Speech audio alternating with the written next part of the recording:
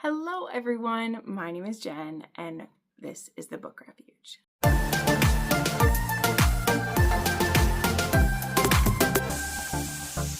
So this video today is going to have Pride Recs, and I did just recently do an MMF romance video, and not too long ago I did poly recommendations as well as like MMF menage recommendations. But I am going to be away for a good chunk of this month, and I was asking you guys what type of videos you'd like, and quite a few people asked for some Pride Recs for Pride Month, and I was like, you know what?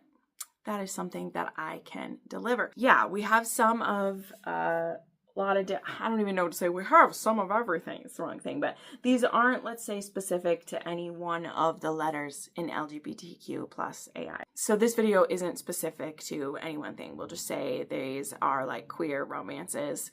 And for the most part, I have books, you know, that like I have read and enjoy, and I don't necessarily read some of all of it. I don't think anybody should be, you know, pressured into reading what you want, but I do very strongly say, if you think you won't like a book with queer characters, I think you've probably read them without realizing it, because, I mean, queer people are everywhere, not just in books that are specifically queer, right? But also, some of the most beautiful romances and love stories I've read have been romances that I myself don't necessarily see myself in, you know? And I think that that is a fair and reasonable thing for people when they're reading, is that they're reading things that they can self-insert to. And if they can't relate to gay romance, they might not want to read that, or think that they don't, right? Or just have no interest. And again, that's not what this video is here for, to shame anybody about that. I want this to be about love, and these are some romances with queer love that I love and want to share with you. Okay, so we'll go through. I'm not going to be like breaking it up in any specific way. I'll just tell you what it is as we go. And I do have quite a few recs right here. And again, I did just make an MM romance video in March.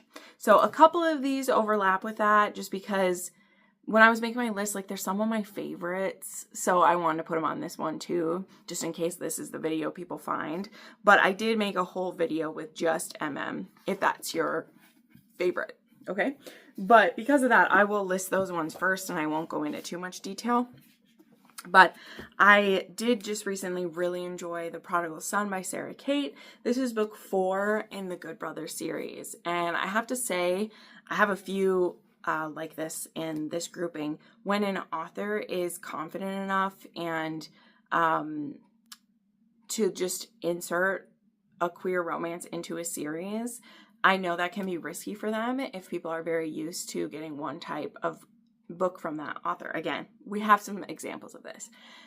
Sarah Kate's someone who has always been willing to do that, and that's why she has quite a few on my TBR list, because I love hers.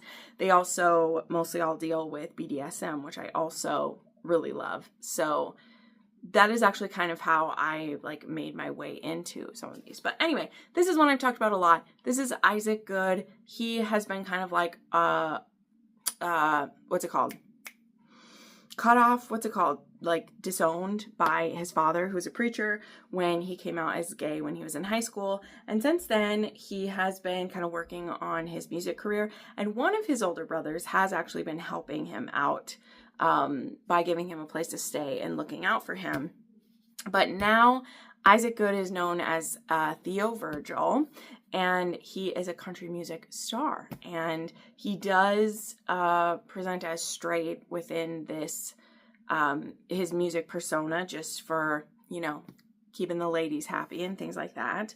But then he meets a guy at one of his shows who's actually there with a girl who's a date, not his like date, but they were there on a date, and they just really connect, and they end up striking up a relationship, which is very beautiful.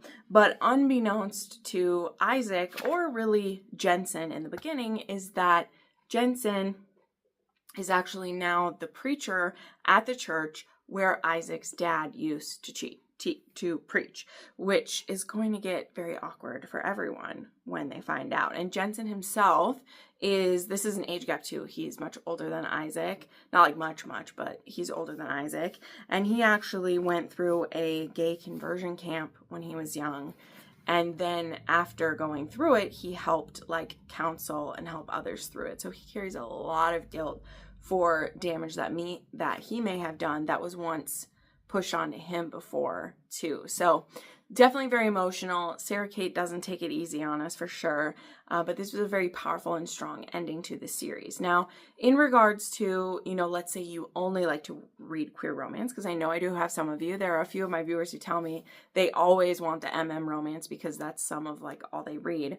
This book does hit the best when you've read the whole series because it is about the brothers and it builds up to Isaac's book. He's very much thought of by his other brothers, right? But if you only read MM, of course you'll still get what's going on. But I would just put that forward that this series does hit best if you read them all. And in fact, I didn't pick that one this time, but book 2 in the series has an MMF, and that one I really enjoy as well.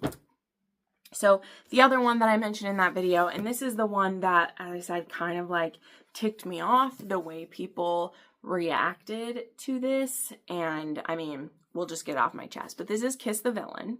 To me, it doesn't have to do with whether people like this book or not, because you get to feel however you want about a book specifically, right?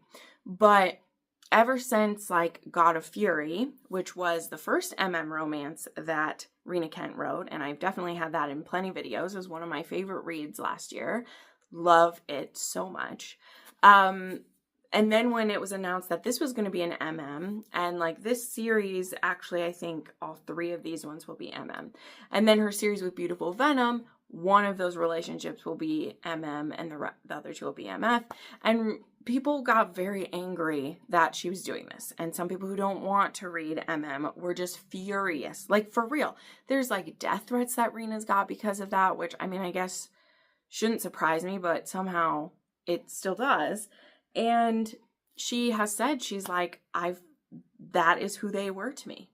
And that is a story I'm telling. And I think she does a good job. Now, these ones are very dark, so don't expect a healthy version of an MM romance at all. But this one is actually between a professor and a college student. They're both involved in dark family things, so it's not like one is better or worse than the other. But it does start off with Gareth trying to pull a prank on a rival. And he ends up getting caught and then basically throat fucked by the guy who stopped him from doing this, and humiliated, and he can't stop thinking about it. Now, this one does also involve some self-harm and some internalized homophobia because, Gareth has never thought of a man before. He's never felt that way, and then he's forced into the situation, and now he can't stop thinking about it. But this is actually where they both have thought they were straight previously, and so they're both kind of coming into that awakening together. So there we go. And then, of course, as I said, God of Fury, must read. Absolutely love that. For sure. For sure. Okay, let me look at my list. Let me go in order so I don't mess it up. So we'll jump around a bit. Okay, so those ones were 2 MM romance. Next up, I actually have a Saphic romance, which I will say that is one that I don't read too often. I want to read more, but to me with Saphic romance, because it's not my personal taste, and I've shared this before, I won't be shamed about my personal taste, just like I won't shame you. I will definitely not. Saphic romance, I need a really specific situation to want to read it, because it's not my preference. 2 women isn't my preference, and when you're reading romance, you are going to read sex, and you are going to read those things, and I think it's okay to have like a preference of what you're reading. It's why I think MM romance works a lot better for women, and you can say that it's fetishizing it, but isn't that a lot of what's happening when we're reading erotic romance? I'm just saying. It can happen. But I have found a few that I was really moved by the stories, because when they hit just right, they really hit. And so one that I adored was Stealing Sunshine by Hannah Cohen. I loved this one so much. I had an audio from Must Love Audio, and it was just so sweet. And, you know, I don't like Saphic just because it's sweet. Like, their relationship was just so tender and sweet, but still, like, the tension, the chemistry between them was so well done.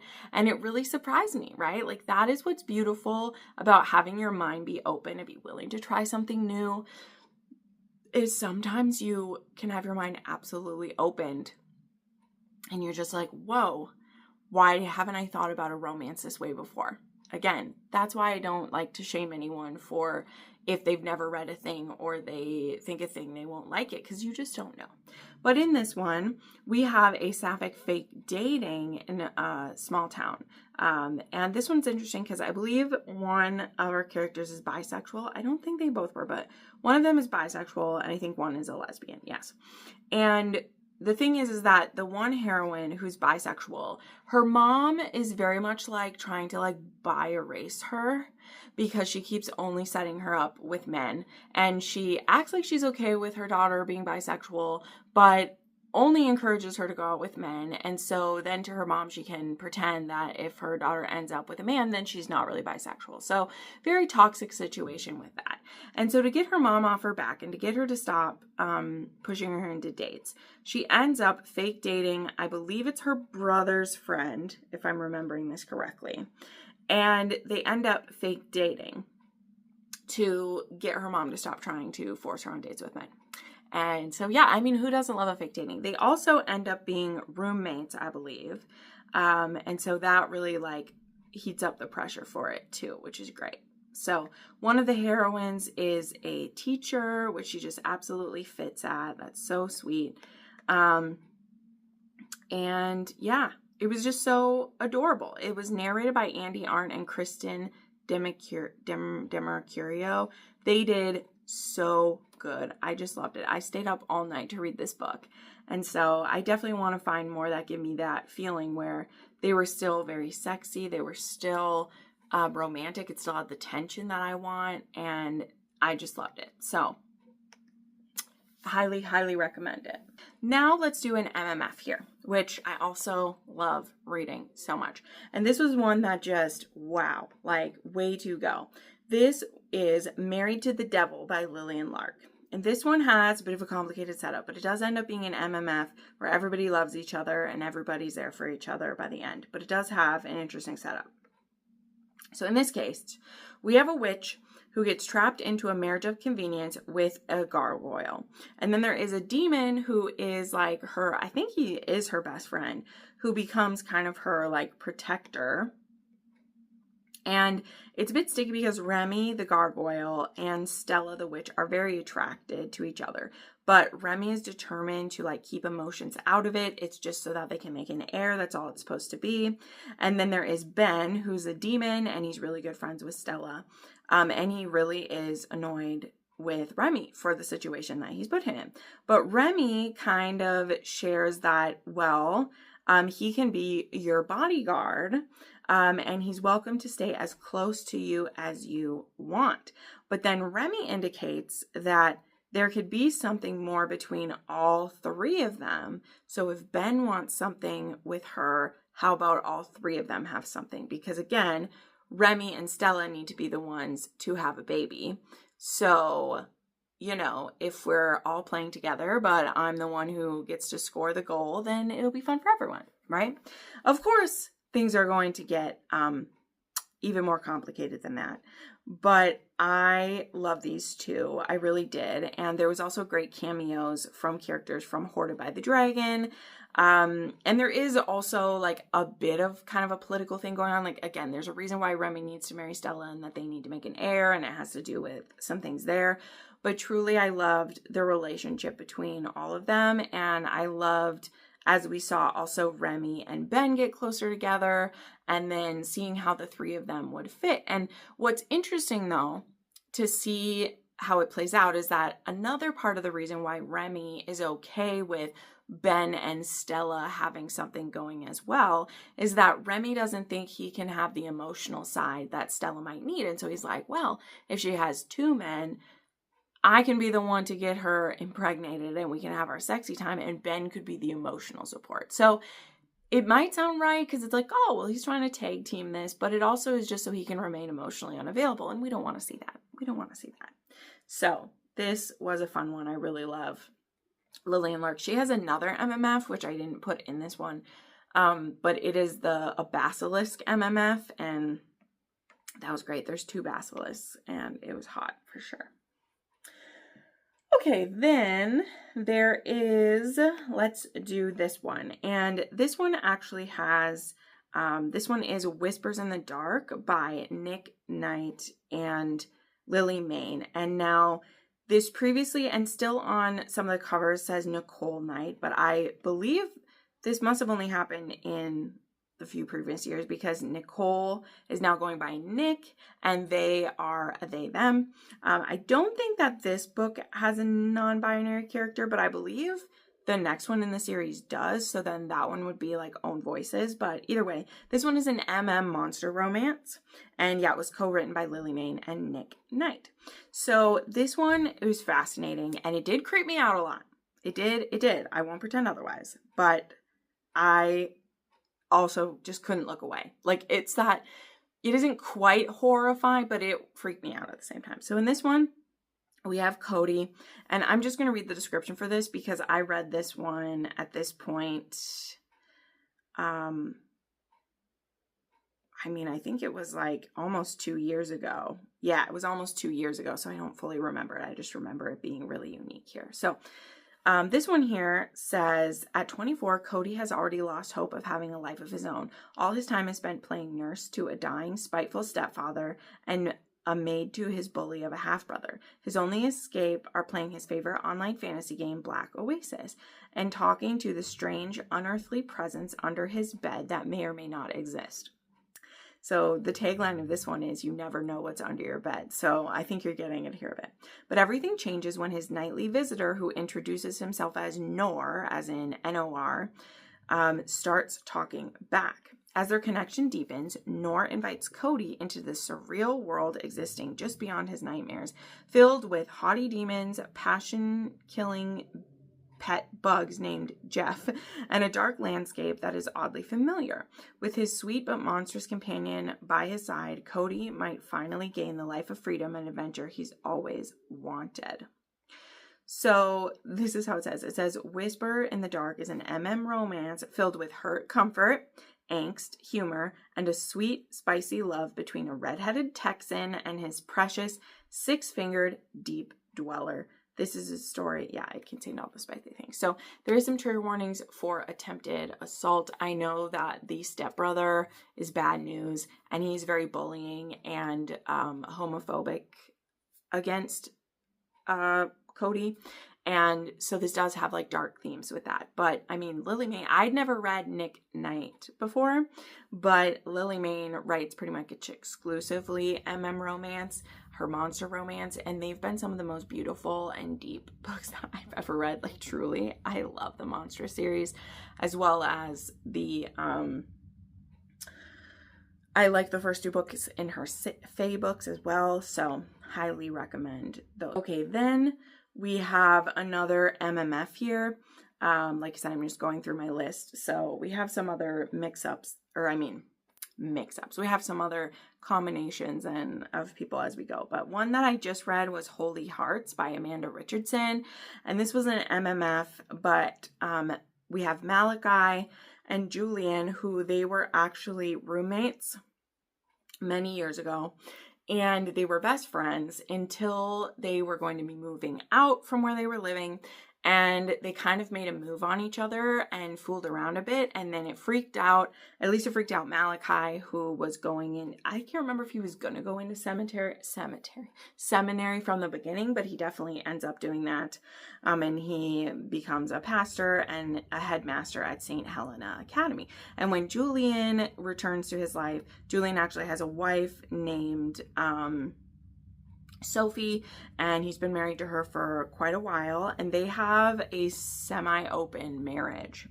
And Malachi ends up being someone that they want to invite in to play. And so it goes from there. They start this relationship. I love their connection with each other. I love these guys so much. They're so beautiful together. Like, truly, I love it. But the kind of intense part is that, you know, previously they've always been like an open marriage, but only for like playing, not for like deep relationships with someone else. And so for Malachi, as he starts to fall for both of them, not only is this already really stretching his, you know, own feelings about himself, he's like, am I going to go through this transformation to be with you guys, and then I'm always going to be the outsider to your marriage? And that is the trick of a MF bringing another M in, is like, how do we all become equal partners in this when two of you made vows to each other and I'm almost like an interloper that you just want to play with? And I really like how that was looked at in this one. You know, it isn't just simply like too easy for them. Like there's work that has to be done for sure. Okay, then we have to share a few throwback ones here from our Katie Robert, who writes lots of lovely queer romances, both monster and people alike. And she has two specifically I want to highlight in the Wicked Villain series. And one of them is an FFM. And I think it was maybe the first FFM that I read. Because again, I haven't read a lot of the things with double Fs in them. Mostly double Ms. But The Sea Witch is a retelling of Little Mermaid. And we have Ursa. We have, or I think it's Ursa. Hold on, let me look it up here. We have Zuriel, who's like the Little Mermaid reimagined. We have Eric, who is the Eric reimagined, and Ursa. Yes, that's what it is. And so in this one, we have Ursa, who wants to get revenge on, I think it is, well, I think it would be like Triton. I can't remember if we saw Triton in here. But we have Zuriel, who has fallen for Eric, and his job has been to like lure in Zuriel. Sorry, it's been a long time since I read this here. But the thing is, there's going to be like an auction where she goes up for auction, and Eric gets her to put herself up there so that Ursa can like buy her and then use her against her dad. I think that's what it is. Sorry, it's been a long time since I read these. But I really liked this one because not only for it being like an FFM, which I hadn't read before, but I also liked it because of how it looked at being a dom, and how often when we read, at least when we read like a man as a dom, I just don't think it gets looked at of like what it looks like for a dom to be burned out, right? Like if you are, I don't know, in a 24/7 dynamic, or also either or you're used to your sub or subs coming to you whenever they have a need, which of course you want to help them. Your job as in this partnership as a dom, in this social contract you have, is to provide what they need, whether it's discipline or whether it's care, whether it's kink or whatever they need. But who looks after the dom, and not just in like, you know, a service way, but who's there for their emotional needs. And especially Ursa, who, you know, ends up being dom to both of these two. That's a heavy weight to handle, to hold everyone's emotions and everything. And anyway, I thought this was a really beautiful look at it. And back when these books were coming out, man, I miss being in Katie Roberts' Patreon, because she would put out, you know, each month you could vote on the different shorts that she would write. Man, there were some good scenes that she put out while she did that, and I just love it. And then another one from her is a Saphic one, which is Queen Takes Rose, which is actually the only one I didn't get a special edition of, sadly. I have it of all the other ones, but I never did get that one before they went off.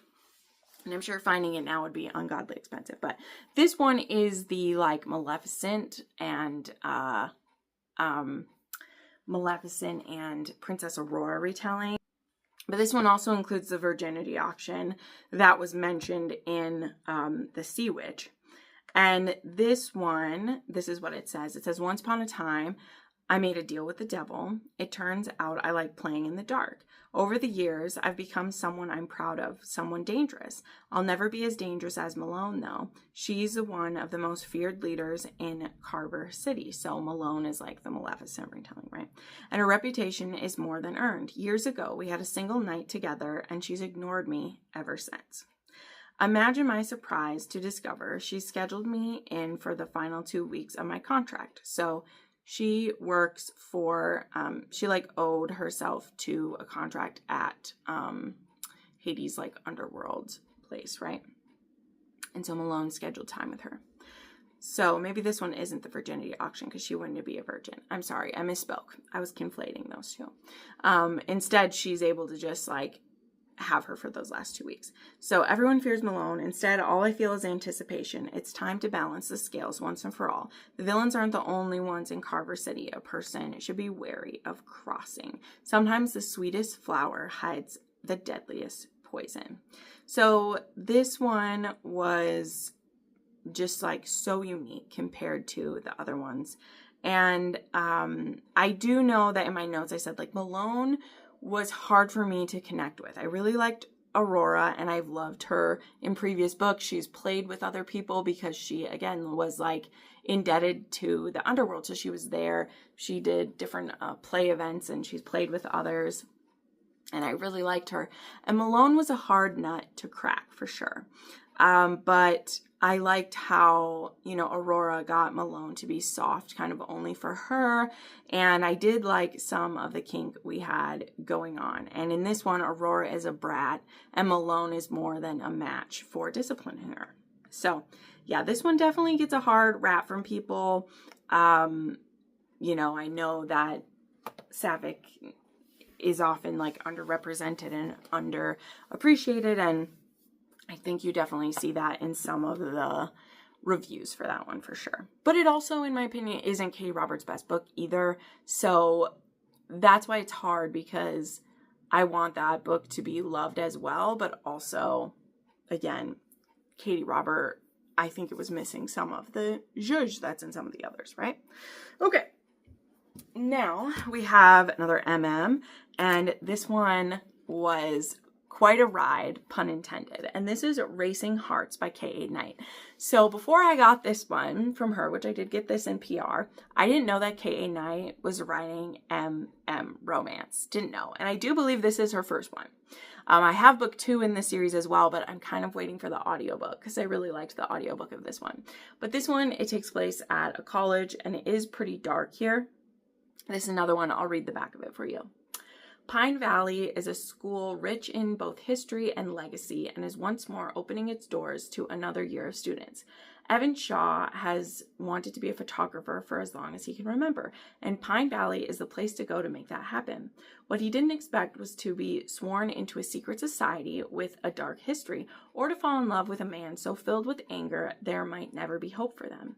Alec Anders doesn't believe in love, nor does he have the time for it. He can't chase his dreams like all the rich kids in college. He has his family to look after and food to keep on the table. Then comes Evan, everything he's not, and he pushes all of Alec's buttons.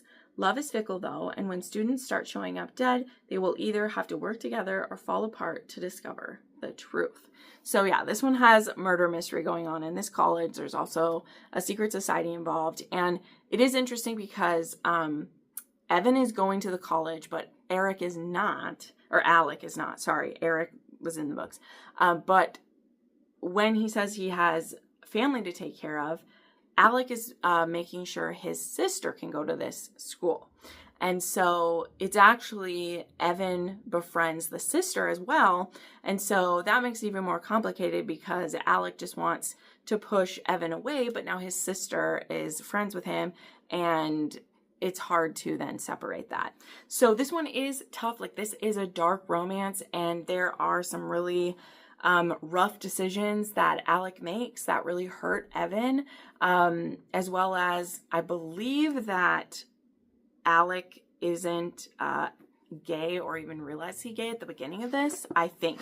But Evan is out. So I think that's also a conflict too, is we have like a gay for you or bi awakening in this one. but really unique. And yeah, there's also is racing involved. That is why it's called Racing Hearts. And Chasing Hearts, like I said, I really want to read that one. Okay, I really want to read it. But the audiobook should be out soon, so I'm holding out for it.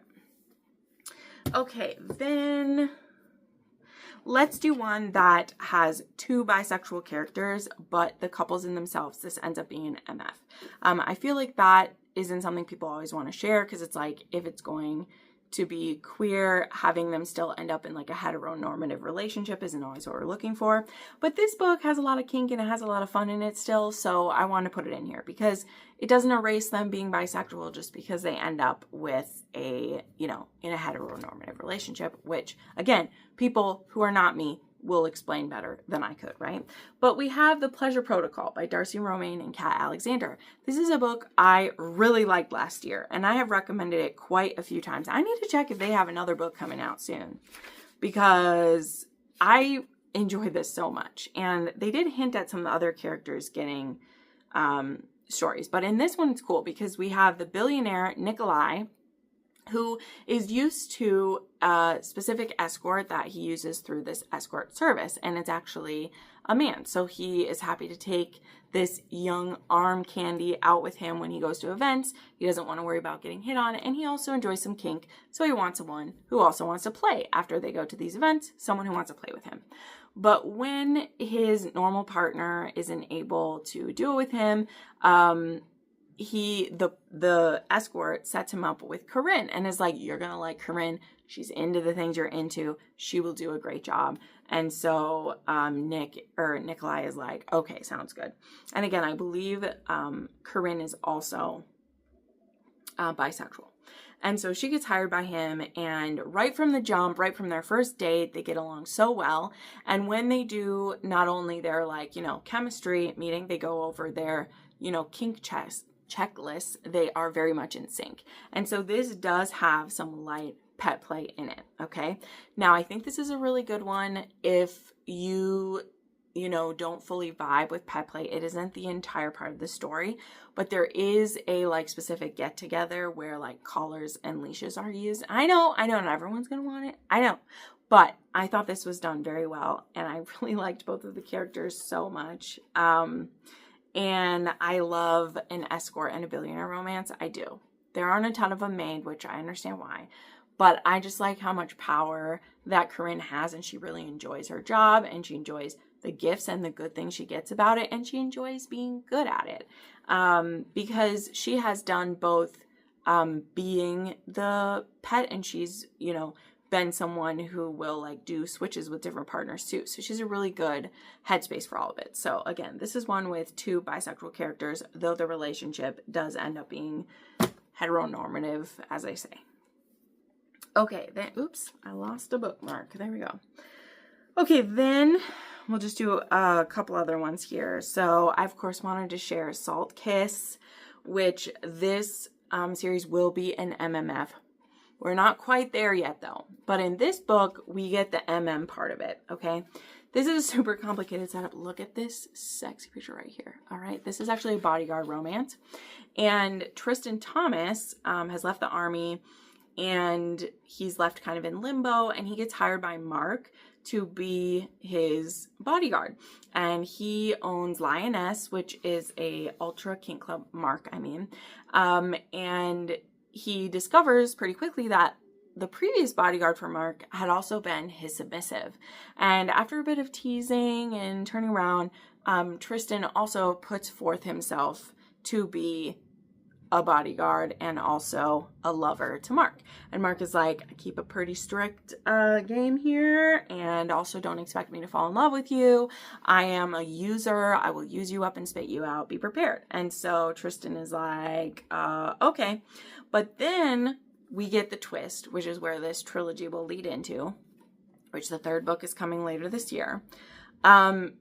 He discovers after he's already falling for Mark that Mark is actually engaged, okay?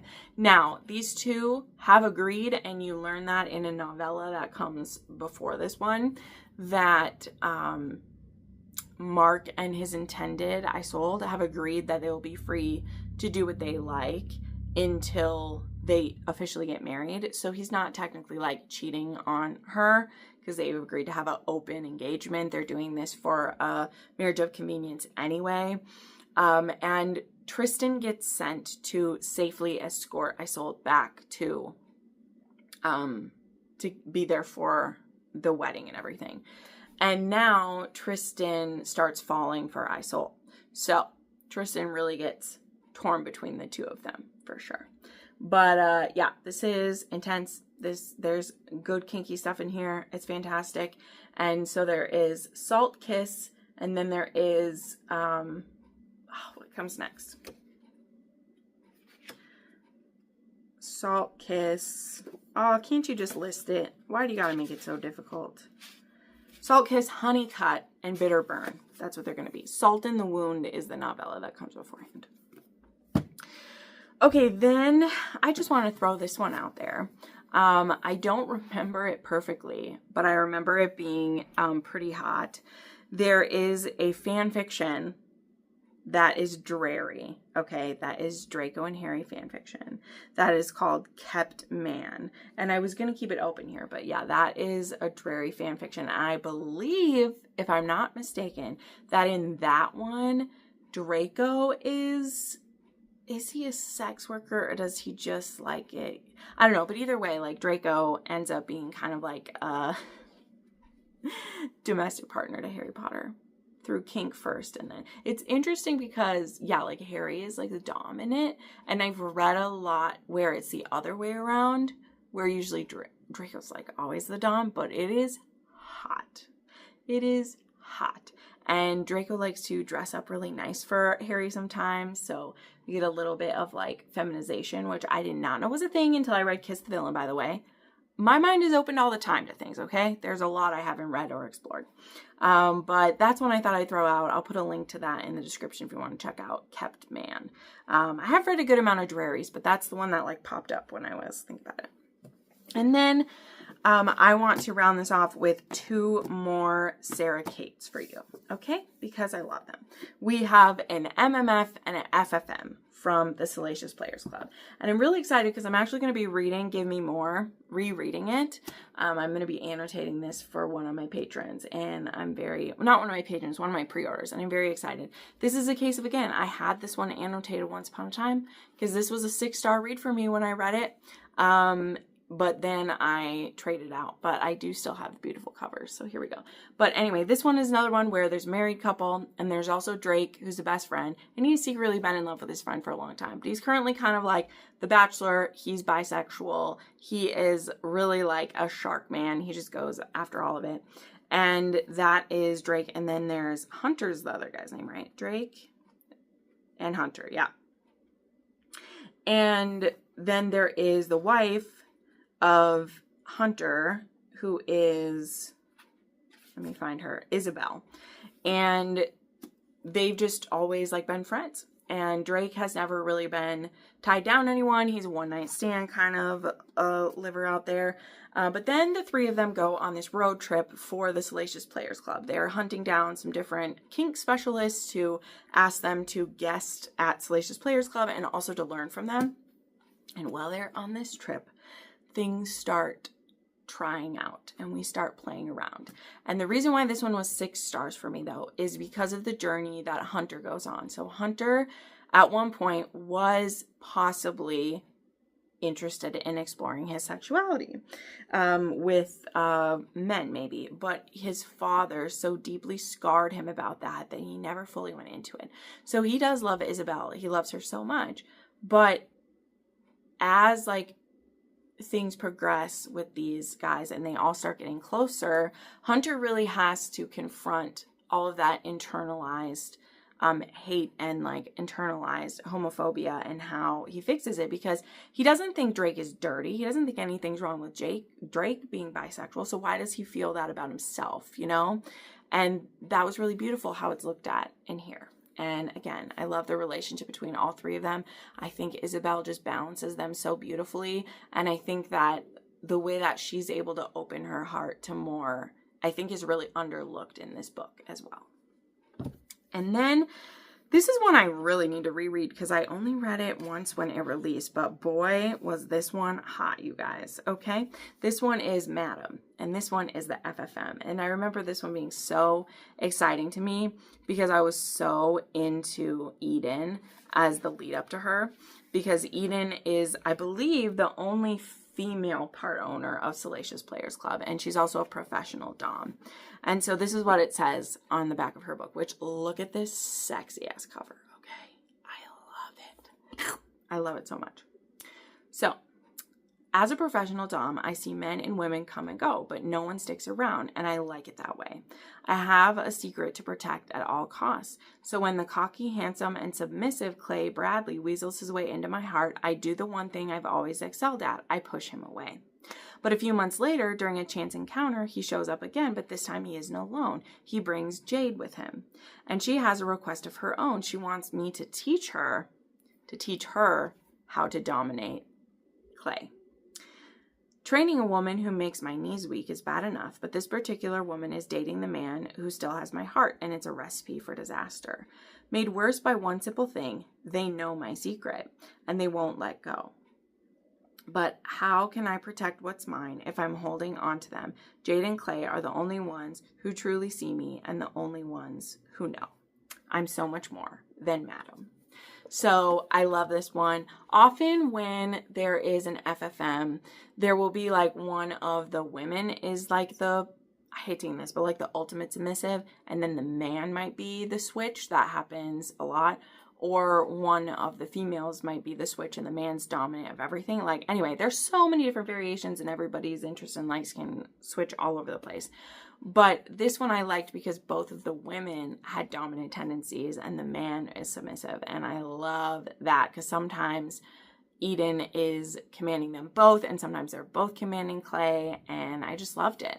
And I thought this was just so interesting. And this one at the very end, which she finished this series in 2023, it says, there was the tease about Jack, who, when she does the spin-off series, which she never did, like at the time when this one came out, I don't think we knew what was coming next.